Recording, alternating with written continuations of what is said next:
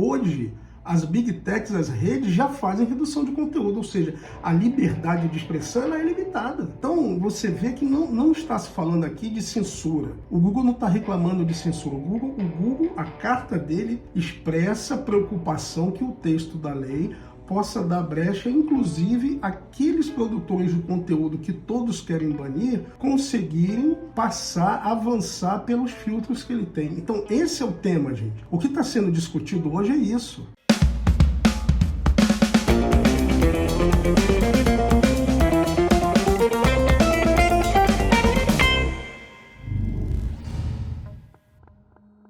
Boa tarde, pessoal. Boa tarde. Tudo bem? Eu vou seguir o raciocínio referente ao PL 2630, conhecido como Projeto das Fake News. No vídeo passado, eu fiz aquela abordagem a respeito do Estado regulador. Regular uma atividade econômica é normal. O Estado faz isso com o mercado de capitais, com a telefonia, o mercado de exploração de petróleo e gás, tem a Agência Nacional de Petróleo, a Agência Nacional de Telefonia, a Agência Nacional de Energia Elétrica, Comissão de Valores Mobiliários. O Banco Central fiscaliza o sistema financeiro e regula. Então não é novidade nenhuma, pessoal, o Estado regular uma atividade econômica. Então a censura, então o Estado pode censurar? Não estou falando de censura, eu estou falando de regulação, né? Lamentavelmente, esse tema do PL das fake news virou um fla-flu, como tem acontecido na nossa sociedade com vários temas importantes. Então as pessoas saem discutindo, né, aderindo a um lado, esse PL é censura, eu sou contra a censura, eu sou contra o PL, a regulamentação, quem é a favor disso é a favor da censura, e vira uma conversa de doido, conversa de bêbado, porque não tem nada a ver uma coisa com a outra. Regular a internet para evitar pedofilia, golpes de pirâmides, que está tirando dinheiro de muita gente aí, ações terroristas, roubos, assaltos, sequestro, tráfico. Regular a internet para impedir isso não tem nada a ver com censura, né? Então, essa polarização de pessoas desinformadas. Então, o que nós vamos fazer aqui? O que eu faço no meu canal? É informar, é análise técnica jurídica, né? Um conhecimento técnico imparcial, sem paixão política, a respeito de temas com relevância jurídica. Para quem não me conhece, meu nome é Antônio Valença, eu sou advogado criminalista, sou jurista, tenho meu perfil no Instagram, Defesa Técnica Jurídica, e esse canal aqui, onde eu faço análise de temas jurídicos imparcial para que as pessoas, nós cidadãos brasileiros, nós precisamos ter conhecimento jurídico. Da mesma forma que temos conhecimento financeiro, finanças pessoais, para melhorar nossa qualidade de vida, vamos buscar o conhecimento jurídico, pessoal. O aprendizado transforma. Se você deixa a sua paixão política de fora e vem aqui no canal assistir os vídeos, esse conhecimento, eu tenho certeza que de alguma forma vai ajudar a aumentar a sua percepção dos fatos. E aí a gente diminui a nossa vulnerabilidade a ser manipulado aí, porque a polarização, o fla-flu, interessa quem? A grande mídia, monetiza fla-flu, vive disso. E muitos empreendedores aqui do meio digital que descobriram que a polarização é excelente, né? Polemizar para monetizar. E eu não venho aqui polemizar. Então, o PL das 2630, das fake news, é o seguinte: censura nunca mais, sou contra a censura, né? Tivemos a última experiência num período aí de regime militar e não queremos mais isso, ok? E aí eu vou chamar a atenção de vocês para a carta do Google. Teve uma carta que circulou aí, assinada pelo presidente do Google, uma carta legítima, e que muita gente saiu postando no Instagram, fica mandando pelo WhatsApp mensagem, Google contra a censura, e nem leu a carta. Então eu vou destacar aqui alguns pontos importantes da carta assinada pelo presidente do Google, o senhor Fábio Coelho. Ele aponta um receio do Google e de outras grandes Big Techs com relação à forma como está sendo redigida esse PL. E ele destaca aqui, abre aspas, eu vou ler o que está na carta do Google. O PL 2630 pode tornar nossas plataformas menos seguras ao obrigar a divulgação de informações estratégicas. A carta do Google, primeiro, ela não fala de censura, ela aponta questões da violação da livre iniciativa, que é uma garantia constitucional. tá? Ele não está focado aqui em censura, inclusive ele menciona que eles já fazem controle de conteúdo. Então, para a pessoa que fica aí igual um bobão falando censura não, PL 30, 2630 não, censura nunca mais, eu não aceito, coisa de esquerda, você está falando besteira. O controle de conteúdo já existe hoje pelas redes sociais e não tem a ver com censura, um controle de você impedir atos criminosos pela internet. E não só atos criminosos, né? Você que se enxerga como um cidadão conservador da família tradicional, você que assim se intitula e se enxerga assim e defende os valores tradicionais, a Constituição Federal do Brasil, no artigo 200, eu vou ler para você aqui, o artigo 221 da Constituição, ele já fala nisso. Eu vou ler para você aqui.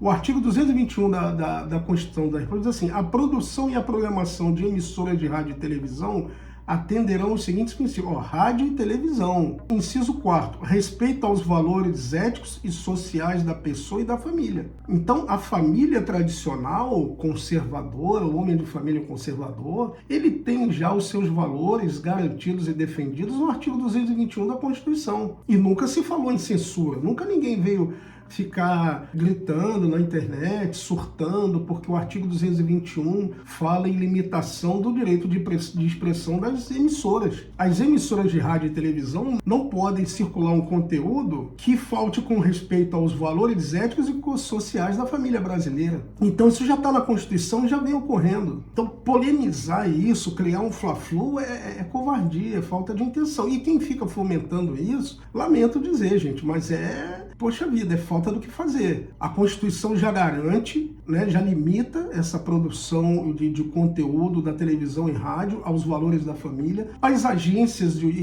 as Big Tech já exercem controle. Então, por que você fica gritando aí, censura nunca mais, censura nunca mais? Você considera isso censura? Você acha que a liberdade de expressão ela tem que ser absoluta? Então, nós temos que dizer que o artigo 221, inciso 4º da Constituição da República Brasileira, ele é inconstitucional? O artigo da Constituição é inconstitucional, é isso? Entendeu? Não é, obviamente não é. O artigo da Constituição não é inconstitucional. Mas olha só, ele garante o respeito da pessoa, ele impõe o respeito e ele garante a liberdade. Como é que se resolve isso? Liberdade com respeito. É simples, gente. É muito simples. Não tem dificuldade nisso. Em ficar gritando de um lado, censura aqui, abaixo censura. Eu poderia também usar aqui o meu canal, o meu perfil para ficar polemizando. Mas pelo amor de Deus, é só gente polemizando para monetizar, para ganhar audiência, e a solução do problema não passa pela polêmica, passa pelo direito. O direito na Constituição diz o quê? Liberdade de expressão, mas ele também fala no artigo, e olha aqui o artigo 222. O artigo 222, ele diz o seguinte, que os enunciados do artigo 221, na forma de lei específica, que os meios de comunicação social eletrônica, independentemente da tecnologia utilizada para a prestação do serviço, deverão observar os princípios enunciados. E aí inclui o quê? A internet. Artigo 222, parágrafo 3º da Constituição da República Federativa do Brasil. Então, o projeto de lei, a questão não é censura. Ele tem que garantir a liberdade de expressão, que está lá, tem que garantir a livre iniciativa econômica, que é da Constituição, e tem que respeitar, colocar esses limites aqui. Gente, nós não estamos falando de volta. Se alguém quiser aproveitar esse momento para impor e trazer de forma sorrateira a volta da censura, nós não vamos aceitar, nós não somos vigilantes. E aí a importância de você conhecer o direito. Quando você conhece o direito, a norma jurídica, a engenharia jurídica que está aqui o direito é um instrumento de engenharia social. Gente. Eu falo isso em todos os vídeos o tempo todo. O direito é um instrumento de engenharia social, de se construir uma sociedade. Da mesma forma que se constrói um prédio de 80 andares, você constrói uma nação, uma sociedade, um Estado com direito. As fundações, as estruturas, as vigas, pilares, acabamento, janela, canos, instalação elétrica, isso tudo o direito, né? Você começa com as fundações, que são os direitos e garantias fundamentais, e vai subindo com a legislação. Por isso que ele fala aqui do princípio constitucional e depois que a lei específica, que é o que nós estamos analisando. Então eu vou voltar agora lá no Google. Então a carta do Google, assinada pelo presidente Fábio Coelho, ele fala que a preocupação dele dele é tornar as plataformas menos seguras com a obrigação de divulgar informações estratégicas. Gente, tem que chamar um perito. O Google tem que trazer os peritos dele, o Congresso convocar peritos e o Google dizer em que ponto que isso aí vai acontecer. Aí ele diz assim, o texto inclui uma obrigação de pagamento de uso de conteúdo jornalístico sem definir o que seria esse uso ou o que seria conteúdo jornalístico. Pessoal, a carta do Google tem uma falha, na minha opinião, como jurista. Ele falou um monte de coisas aqui, mas sem apontar os artigos, os incisos, os parágrafos da lei. Ele fez uma reflexão genérica dizendo o receio que o Google tem dos efeitos da lei. Mas ele não apontou exatamente o artigo tal, no inciso tal, quando ele permite isso, pode acontecer isso e trouxe uma perícia técnica. Então é tudo muito vago. Aqui eu sublinhei, a carta é muito grande, mas ele fala assim, ó, se o texto atual do projeto de lei for aprovado, estou lendo a carta do Google, milhares de pequenas e médias empresas no Brasil, muitas delas ainda se recuperando da crise causada pela pandemia, olha só como é que a pandemia é um tema relevante, né? Terão dificuldades em aumentar suas vendas com a ajuda da publicidade online. Isso porque o projeto de lei impede as plataformas de publicidade de usar informações coletadas com o consentimento dos usuários para conectar empresas com potenciais consumidores. Ou seja, ele está dizendo que o projeto de lei limita essa publicidade. Gente, isso aqui ele precisa apontar em que artigo exatamente e trazer a prova pericial. Quem é que realmente entende disso aí, que pode dizer como é, como não é, tá? Porque aqui está muito aberto também. A lei, quando ele fala aqui que a lei ela deixa tipos abertos, situações abertas, isso aí eu concordo que não deve existir. Mas o Google também não está apontando o dispositivo da lei, o texto da lei que tem a consequência que ele diz. Ele está falando em formas gerais. Mas vamos falar uma coisa aqui, olha só, isso não tem nada a ver com censura, gente. A pequena empresa e a microempresa, elas são também protegidas pela Constituição da República, no artigo 170. Então, a República Federativa do Brasil, ela tem como princípio de estruturação o favorecimento e a proteção das pequenas e microempresas. Lógico, se nós não somos um país comunista, se nós não somos um país socialista, nós temos que apoiar quem quer ser empresário, é óbvio, é claro que a Constituição da República ela é maravilhosa nesse sentido.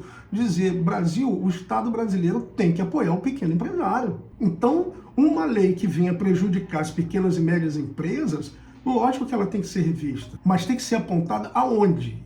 Tem que ter o laudo pericial para dizer, eu não sei dizer aonde que a pequena e média empresa e microempresa vai ser afetada exatamente porque uma lei está buscando impedir o uso criminoso da internet, das plataformas, entendeu? Eu não identifiquei isso aqui, eu li, mas eu não consegui identificar essa relação de causalidade.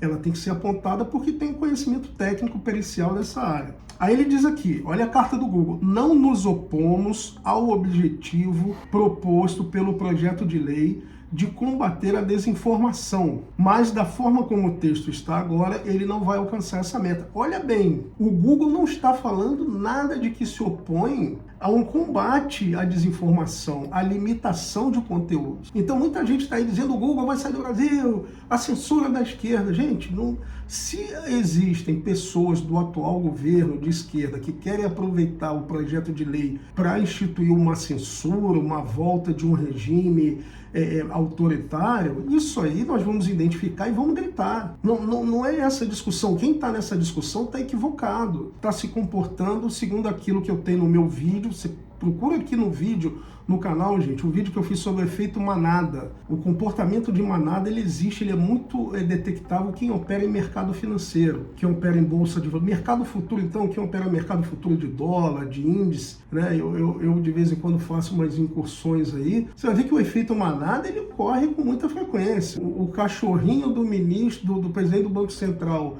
passa mal e ele leva no veterinário, alguém cria algum boato disso aí, o mercado cai, o mercado sobe, é comportamento de manada. Então, se você está falando aí de censura, baixa o pé, abaixa a censura, você está tendo um comportamento de manada induzido por alguém que está mal intencionado. Porque a questão aqui, a própria carta do Google fala, não nos opomos ao objetivo proposto pela lei, que é regular as redes sociais. Regular não é censurar. Agora, se você vai fazer uma regulação que prejudica pequenas e microempresas, que prejudica a livre iniciativa, que afasta os investimentos do mercado, que traz insegurança jurídica, que dá brechas a uma censura, aí o projeto de lei não pode passar. E é por isso que é importante a sociedade debater e cobrar dos legisladores, ok, pessoal? Vamos lá. Em vez de promover a transparência, está na carta do Google, assinada pelo presidente do Google.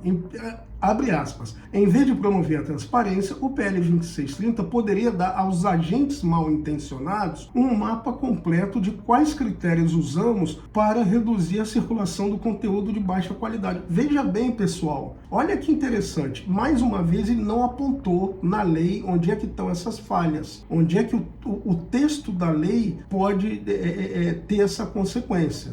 Tá? Eu imagino que essas big techs vão levar também os seus, por ocasião das votações, né, procurar os legisladores, né, para ter os peritos, os estudos técnicos juntados. Mas veja bem, o próprio Google fala que o projeto de lei pode colocar na mão das pessoas erradas os mecanismos de filtragem. Então o Google já assume que existe um mecanismo de filtragem. Hoje, as big techs, as redes, já fazem redução de conteúdo, ou seja, a liberdade de expressão ela é limitada. A liberdade de expressão de conteúdos que são nocivos à sociedade, ela é limitada, ela é mitigada pelo próprio órgão. Então, você vê que não está se falando aqui de censura. O Google não está reclamando de censura. O Google, a carta dele expressa preocupação que o texto da lei possa dar brecha, inclusive aqueles produtores de conteúdo que todos querem banir, conseguirem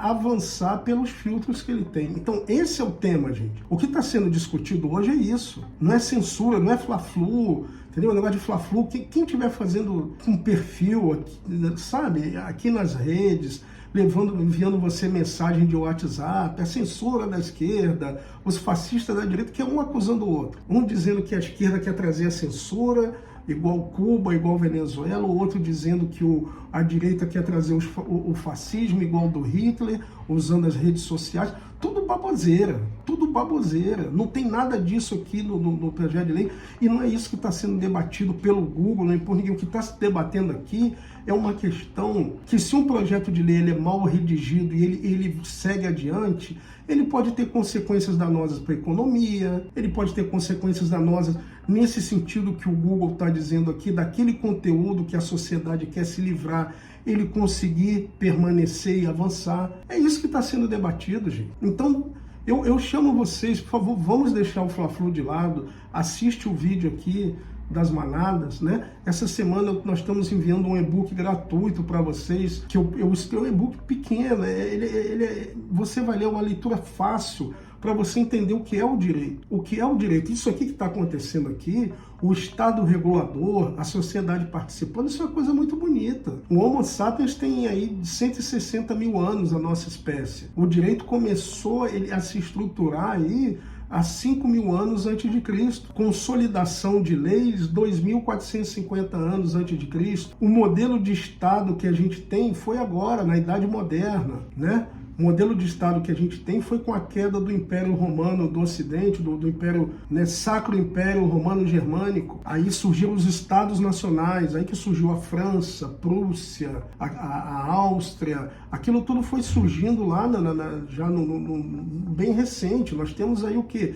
De um modelo de Estado, a gente tem o quê? 500 anos, 600, 700 anos, até chegar nesse momento aqui. Então, é uma evolução. É isso que eu falo no meu livro, nesse livro. Depois tem os outros 2 livros que nós vamos lançar, aí para quem realmente quiser se aprofundar no conhecimento do direito penal, não precisa ser formado em direito. A minha coleção de livros, Direito, Prazer em Conhecer, é para qualquer tipo de leitor, tá? Mas isso que eu estou enviando agora, de graça, é para você pegar, ler e entender que esses debates que a gente faz aqui, que a sociedade está passando, não é debate de fla-flu, não é fla-flu. Ah, eu sou da censura, eu sou contra a censura, eu sou antifascista, eu sou anticomunista, eu sou a favor, sou contra. Poxa, gente, não é isso, não é fla-flu, não é torcida. Tem muita gente interessada em fla-flu, na mídia grande e na mídia não tão grande nas redes sociais. Tem muita gente interessada em Fla-Flu. Fla-Flu dá dinheiro, monetiza muita gente. Mas se você quer ficar dando dinheiro para os outros e não ajudar a alcançar a solução, é uma escolha sua. Eu acho que é um desperdício. Nós, cidadãos, temos que colaborar com a solução. E a solução, quem tem que entregar é o legislador.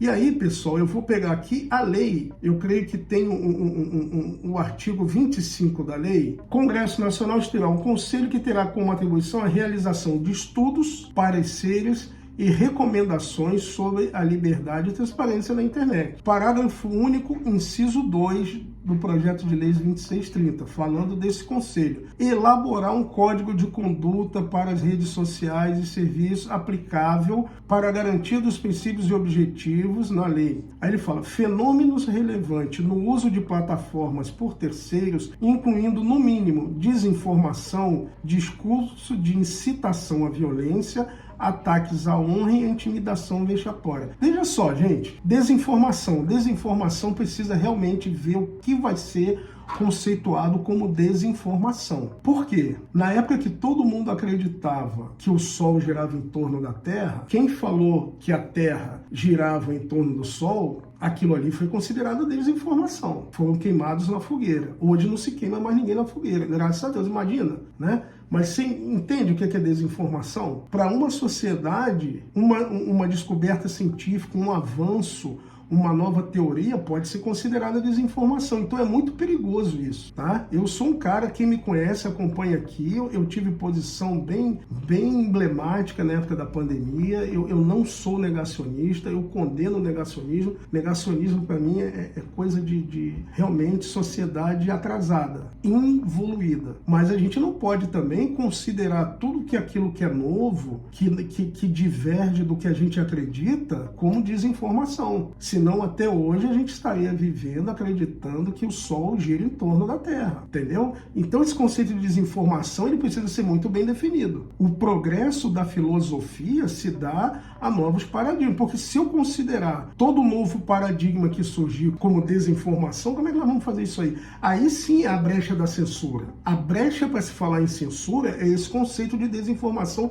na minha humilde opinião técnica. Tá? Porque depois ele fala discurso de incitação à violência. Gente, isso aí não tem o que discutir. Vamos matar os judeus, vamos matar os índios, vamos matar os nordestinos, palada nos gaúchos. Isso aí a gente vê, acontece hoje. E aí, nós vamos permitir isso na internet? Eu não quero. Se você acha que a internet é livre, inclusive para isso, que tem que valer tudo e cada um que se defenda, nós temos posição muito diferentes. Essa é a grande questão. Incitar a violência. A internet pode ser usada para incitar a violência? Lógico que não. Então tem que ter uma limitação. Ataques à honra e a intimidação vexatória. Gente, isso aí a gente já tem, a lei protege isso. Ataques à honra, intimidação vexatória, constrangimento ilegal, isso é crime. Então não tem novidade. E finalizando, né, nesse segundo vídeo aqui, a análise da questão do projeto de lei 2630, o que para mim fica bem caracterizado não tem essa questão de um projeto de censura, não tem. É um projeto de lei para regulamentar uma atividade econômica que precisa ser regulamentada, porque está sendo usada para pedofilia, discurso de incitação e violência, ataque à honra e desinformação também. Agora, quando eu falo que desinformação pode ser um ponto que legitime a intervenção do Estado nesses atores econômicos, de redes sociais, sistema de mensageria, aí eu digo sim, que esse critério da desinformação, esse conceito, ele precisa ser definido de forma clara. Aí a gente coloca um limite à discricionariedade